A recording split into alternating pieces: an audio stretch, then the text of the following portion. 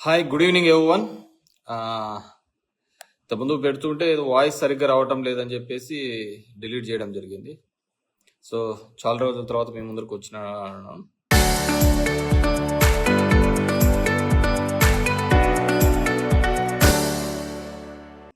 The basic reason ఒకటి, సోనం వాంగ్చుక్ అనే ఒక యాక్టివిస్ట్, సోషల్ యాక్టివిస్ట్ ఈరోజు ఢిల్లీలో 18 రోజులుగా దీక్ష కూర్చోవడం జరిగింది. ఆయన కూర్చునేది వేరే రీజన్స్ ఏం కాదు. నీట్లో ఈ విధంగా పేపర్ లీకులు జరుగుతున్నాయి, సిబిఎస్ఈ పేపర్ లీకులు జరుగుతున్నాయి, పిల్లల భవిష్యత్తు నాశనం అవుతోంది. దగ్గర ఇప్పటికీ 22 లక్షల మంది పిల్లలు దీని ద్వారా ఇబ్బంది పడినారు. సిబిఎస్ఈ ద్వారా చాలా ఇబ్బంది, ఆ పేపర్ స్కాన్ చేసి పెట్టడం వల్ల చాలా జీవితాలు నాశనం అవుతున్నాయి పిల్లల భవిష్యత్తుకు సంబంధించిన అంశం మీద అని చెప్పేసి ఆయన 18 రోజులుగా దీక్షలో కూర్చోవడం జరిగింది. అయినప్పటికీ కూడా ప్రభుత్వం నుంచి ఎటువంటి స్పందన లేకపోవడం నిజంగా బాధాకరమైన విషయం. ఎందుకంటే హిజ్ చాలా ఇన్స్పిరేషనల్గా 3 Idiots మూవీ చూసింటే ఆయన బేస్డ్గానే ఇన్స్పిరేషన్గానే ఆ మూవీ కూడా అప్పట్లో రావడం జరిగింది అనమాట. ఎవరన్నా కావాలంటే ఇక చూడలేకుంటే చూడండి. హౌ ఎడ్యుకేషన్ సిస్టమ్ ఉండాలి, ఎడ్యుకేషన్లో ఏ విధంగా ఉండాలి ఆలోచన విధానం అని చాలా బ్యూటిఫుల్గా చూపించాడు. ప్రెజర్స్ ఏ విధంగా పెడుతున్నారు పిల్లల మీద అని చెప్పేసి చెప్తున్నారు. నేను ఎన్నో సార్లు కూడా చెప్పినాను, దేశంలో ఎక్కడ, ప్రపంచంలో ఎక్కడా ఉండదు మార్కులు తక్కువ వచ్చినాయని ఆత్మహత్యలు చేసుకునే దరిద్రమైన అలవాటు, ప్రెజరు మన దేశంలోనే ఉంటుంది. మన పేరెంట్స్ ఆ విధంగా పెంచుతున్నారు, మార్కుల చుట్టూ పెంచడం వల్ల ఆ విధంగా జరుగుతుందని చాలా వీడియోస్లో కూడా నేను చెప్పడం జరిగింది. సరే, వాట్ ఎవర్ మేబీ, ఈరోజు ఆయన దీక్ష చేస్తున్నారు. డెఫినెట్గా దీని మీద ప్రభుత్వాలు కూడా స్పందించి ఖచ్చితంగా యాక్షన్ తీసుకోవాలి. అంటే my request also, I don't know, నేను ఎవరో ఆయనకు తెలియదు, కానీ సోనం వాంగ్చుక్కి నా ద్వారా కోరుతున్నాను, ప్లీజ్ మీరు ఈ దేశం కోసం, వెరీ ఫ్యూ లెఫ్ట్ ఓవర్ ఉన్నారు ఆ విధంగా ఈ దేశం కోసం మంచి జరగాలని. ఎందుకంటే మంచి జరగాలని కోరుకునే వాళ్ళు,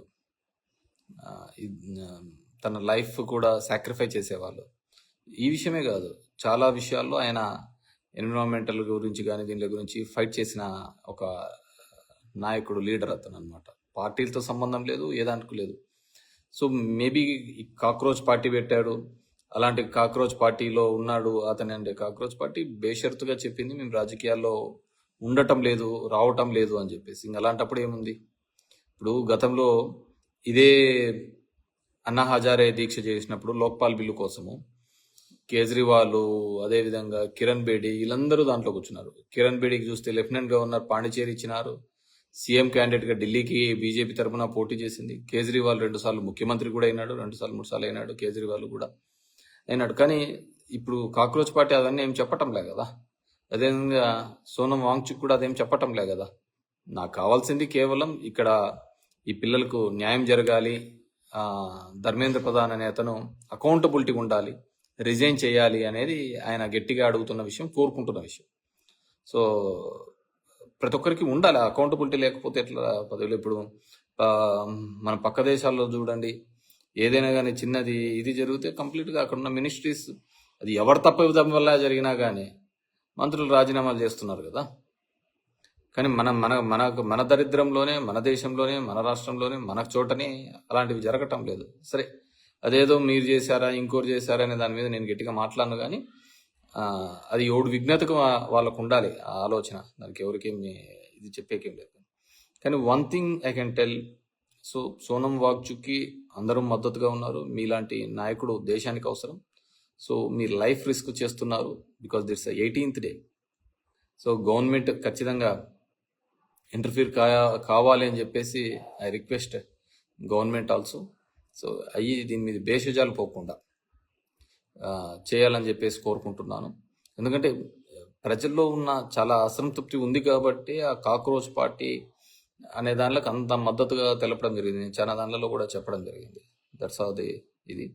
అదేవిధంగా మన ఆంధ్రప్రదేశ్లో కూడా చూసాం, యూట్యూబర్ల మీద కూడా టెర్రరిస్ట్ ఉపా చట్టం అనేది పెట్టడమే, తీసుకొని రావడం అని జరిగింది. 4 కేసులలో పెట్టారు, 4 దానిలలో బెయిల్ వచ్చారు. ఈసారి బెయిల్ రాకూడదు అని చెప్పేసి ఎవరి కోసము? పవన్ కళ్యాణ్ గారి ఇంట్రెస్ట్ కోసం ఇది చేస్తున్నాడు. ఆయన ముందు రోజు ఆయన హోంమంత్రిలాగా ఈ చట్టాలన్నీ చేసినాము, దీనివల్ల ఇదేం చెప్పినారు. మళ్ళీ ఆయనను సంతృప్తి పరచడం కోసం ఈ విధంగా చేయడం నాకైతే పెద్ద ఇది నాకే కాదు, ప్రజాస్వామ్యవాదులు ఎవరికి కూడా నచ్చదు. ఒకరిని మంచి చేయడం కోసము, ఒకరిని సంతృప్తం చేయడం కోసము జైళ్ళల్లో వేయడానికి, దీనిలోకి వేయడానికి ఏ ప్రభుత్వాలు కూడా ఉండకూడదు.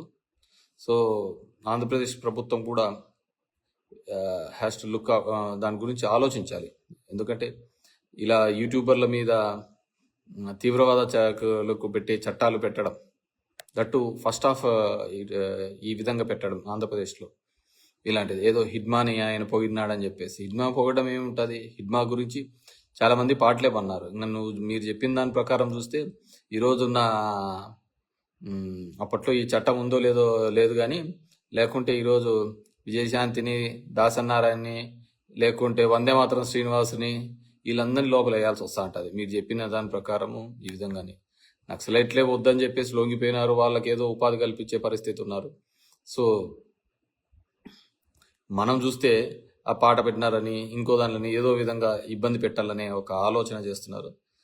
So which is wrong. And ఈరోజు చూస్తున్నాం ఆంధ్రప్రదేశ్ రాష్ట్రంలో బయట మర్డర్లు ఎలా జరుగుతున్నాయో ఏమో తెలియదు కానీ పోలీస్ స్టేషన్లలో ఎక్కువ జరిగిపోతున్నాయి. మళ్ళీ అందరి మీద కేసులు, అక్రమ కేసులు, ఏ విధంగా ఇబ్బంది పెట్టాలని ఇవన్నీ మరి ఎందుకో అర్థం కావటం లేదు. పోస్టింగ్ల కోసమో లేకుంటే ఎవరిని ఇంప్రెస్ చేయడానికి జరుగుతున్నాయో. ఒక బ్యాడ్ కల్చర్ని అయితే ఆంధ్రప్రదేశ్ రాష్ట్రంలో తీసుకొని వచ్చినారు. అది ఎంత దూరం పోతుందో, ఎవరికి ఇబ్బంది జరుగుతుందో, ఎవరిని నెత్తికి చుట్టుకుంటాయో ఆలోచించుకోవాల్సిన అవసరం ఉద్యోగస్తులకు అందరికీ ఉంది. కాబట్టి ఐ రిక్వెస్ట్, ఈరోజు నేను చేసిన వీడియోలు చాలా మల్టిపుల్ ఇష్యూస్ మీద ఉంది కానీ జరిగిన వాటిలో, కానీ నేను మాత్రం ఈ సోనం వాంగ్చుక్ మాత్రమే కన్ఫైన్ అవుదామని అనుకుంటున్నాను. సరే, దేశం ఏ విధంగా అయిపోతుంది, ఏ విధంగా వెనకబడిపోతుంది అనేది ఇంక మనం మాట్లాడుకోవాల్సిన అంటే చాలా ఉంటుంది. ఎందుకంటే 2021లో అనుకుంట కోవిడ్ అయిపోయిన తర్వాత శ్రీలంక లాంటి దేశము ఎత్తిపోయిందని చెప్పేసి, ఆర్థిక వ్యవస్థ కుప్ప కూలిపోయింది అని చెప్పేసి మన దేశంలో జగన్మోహన్ రెడ్డి గారు పథకాలు ఇస్తూ ఉంటే ఏది శ్రీలంక చేస్తున్నారు అని మాట్లాడిన మేధావులు ఈరోజు శ్రీలంక భారతదేశానికి మించిపోయింది ఆర్థికంగా. మధ్యతరగతి కుటుంబం జీవన శైలిలో పెంచే దాంట్లో అది కూడా మిగిలిపోయింది. డాలర్ వాల్యూ ఆఫ్ఘనిస్తాన్ కంటే చాలా దరిద్రమైన పరిస్థితిలో ఉండడం చూసాం. సో ప్రపంచం ఎలా పోతోంది, మనంగా విశ్వగురువులు అనుకొని మనగా దేవుడు అనుకుంటే సరిపోదు. మన దేశము ఏ విధంగా ముందుకు పోతుందనే దాని మీద ఆలోచించలేకపోతే ఇలాగే ఉంటుంది. ఇంకా మన రాష్ట్రం చూసినామా, రోజు నిన్న ఎక్కడో చూసినా లోకేష్ కూడా మాట్లాడతా వాళ్ళ బాబాయ్ అని చెప్పిన జగన్మోహన్ రెడ్డి అని చెప్పి మాట్లాడినాడు. ఎన్నాలని హైకోర్టు, సుప్రీంకోర్టు, ఈ ఎన్ని కోట్లలోనూ చెప్పినా ఇంకా అదే చెత్త మాట్లాడుతుంది. మీకు అసలు ఇచ్చినది ఎందుకు? పవర్ ఇచ్చినది ఎందుకు? అధికారం ఇచ్చినది ఎందుకు? చెప్పినది చేయండి, ఎంప్లాయ్మెంట్స్ జనరేట్ చేయండి, లేకుంటే ఇది వదిలిపెట్టేసి బాబాయ్ చంపింటి లోపలేండి, నేను జైల్లో వేయండి జగన్ రెడ్డిని. చేత కాదా? జగన్ రెడ్డితో రాజీ అయినారా? ఊరికి పైపైన మాట్లాడతామంటున్నారా? కాదు కదా. జగన్ రెడ్డి అదే పని చేసి ఉంటే మొత్తం పై నుంచి కింది వరకు మొత్తం మీరే ఉన్నారు. జగన్మోహన్ రెడ్డిని ఈ కేసులో జైల్లో అయిపోయండి. ఎందుకు ఏపీ లేకుండా పోతున్నారు? మొదలు పెడితే గొడ్డలి పార్టీ అంటారు. సాక్ష్యాలను బూడిద చేసినది మీరు, తారుమారు చేసేది మీరు. మీ మీద ఉన్న కేసులలో ఏసీబీ కోర్టులలో clearance, mistake of the facts కిందకి వేసుకునేది నేను. సో జనము, ప్రజానికం, మీరందరూ కూడా ఆలోచించుకోవాల్సిన అవసరం ఉంటుంది. బికాజ్ ఏ విధంగా ఈ రాష్ట్రాన్ని అధోగతి పాలు చేస్తున్నారు, ఏ విధంగా ఈ రాష్ట్రాన్ని అభివృద్ధి అనే పేరు మీద చెప్పి, నీ అనుభవం అనే పేరు మీద చెప్పి అప్పులు ఏ విధంగా తీసుకొని వస్తున్నారు, ఏ విధంగా ఇబ్బంది పెడుతున్నారు అనేది ప్రతి ఒక్కరూ ఆంధ్రప్రదేశ్ ప్రజలు ఆలోచించుకోవాల్సిన ఆవశ్యకత ఉంది. సో హెల్త్ అండ్ ఎడ్యుకేషన్ మొత్తం కొలాప్స్ కావడం జరిగింది. ఏ విధంగా రివైవ్ అవుతారో మనం ఇంకా అదే పద్ధతిలోనే ఆలోచిస్తూ పోతున్నాం. ఈరోజు పంటకు గిట్టుబాటు ధరలు లేవు. ఎరువులు ఏ విధంగా ఒకటే వారంలో 500 రూపాయలు పెరిగినాయి. 500 రూపాయలు పెరిగినాయి. ఎవడు మాట్లాడిచ్చేవారు లేరు. వ్యవసాయ శాఖ మంత్రి రివ్యూ చేయడానికి లేవు. జగన్మోహన్ రెడ్డి మీద అయితే ఒంటికాల మీద వస్తాన్నాడు కానీ అచ్చెన్నాయుడు గారు అసలు ఏం జరుగుతుంది, ఎరువులు పెరిగినాయి, దానికి సంబంధించి ఏ విధంగా పంటకు గిట్టుబాటు లేదు, దళారులు వస్తున్నారు, వీటి మీద ఏ విధంగా చెయ్యాలి అనే దాని మీద ఇంతవరకు గవర్నమెంట్కి ఒక ఆలోచన చేయలేకపోతుంది. రివ్యూ మీటింగ్ పెట్టుకుంది. వన్ థింగ్ ఒకటి మాత్రం క్లియర్గా ఉంది, అమరావతిలో మాత్రం ఎకరాల కోట్లలో పోతా ఉంటుంది.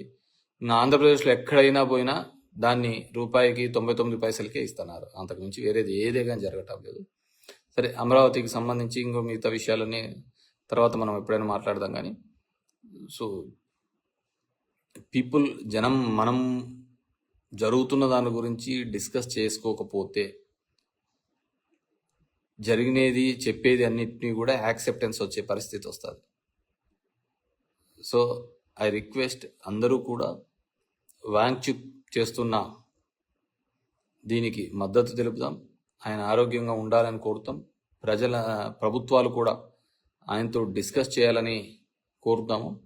ఎందుకంటే I request all the governments to support him. ఎందుకంటే ఆయన చేసేది మన కోసం చేస్తున్నాడు, మన జనరేషన్ నెక్స్ట్ తరం పిల్లల కోసం చేస్తున్నాడు, పేరెంట్స్ కోసం చేస్తున్నాడు. సో వీఆర్ ఆల్ ఆయనకి వెంట ఉండాల్సిన అవసరం ఆవశ్యకత ఉందని చెప్పేసి తెలియజేసుకుంటున్నాను. Thank you.